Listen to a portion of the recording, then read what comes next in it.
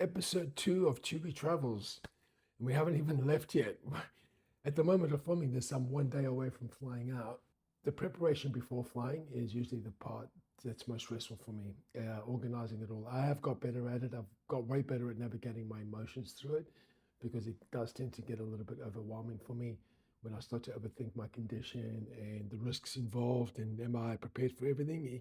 I can get a little bit anal about that. So very much aware of what's old, what's new, and being in touch with the reality, not getting caught up into the anxiety of it and choosing what I focus on. Pre-flight is really hard to do that because there's a lot that needs to get done. One of the most important things that I got to do is I got to go see my doctor. I have to get a letter that allows me to jump on board to carry my blended meals. So if I'm flying from here to Portugal, that's a long trip from here to Dubai to Portugal, and I have to take blended meals with me. And the biggest problem we have is that we're not allowed on board with liquids that are over 100 mils. So what I always do is go and shop for some supplements, packet forms, in sachets, separate, labeled. See powder, I can just add that to water. But I always take on board some blended rice and things like that so I can inject throughout the flight. No, I'm not filming. No, I'm talking to my twin brother. Yeah. This is the one aspect that I find really, really draining for me because I don't like doctor's visits. And it almost feels like I have to ask permission and get approved just to be who I am. But that is something that I've got to deal with, and it's in my own mindset. But my doctor is fantastic. He knows the flow, he knows the drill, so he makes it nice and comfortable. It's just one of those checkboxes that we have to tick.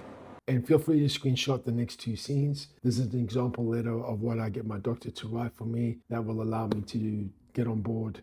Flying back from Columbus once there, I did get my food confiscated from me just before boarding for a spot security check. They didn't care who had given me approval. They would not let me board that plane at the gate with my liquid form. So I flew back from Columbus to Melbourne without any food. I did have some backup protein and things like that, but I wasn't as prepared as I am today. There was a lesson learned. I will also run into a pharmacy and I usually have a stack that I get. I get some eye drops. I get some travel calm with ginger because it helps me with my nauseous. I can tend to deal with vertigo and things a little bit differently, and that can impact me on the flight too. So I find travel calm or ginger really helps settle that down. It also helps my digestion. Then obviously little things like vitamin C, making sure my immune system's up to scratch. And then once I've got most of that stuff out of the way, I will try and end my day off with my barber, Wally. Any sort of self-love or self-investment prior to something that's going to make you anxious or apprehensive is definitely worth it. So starting to get a little bit more excited as I start to tick off more and more check boxes.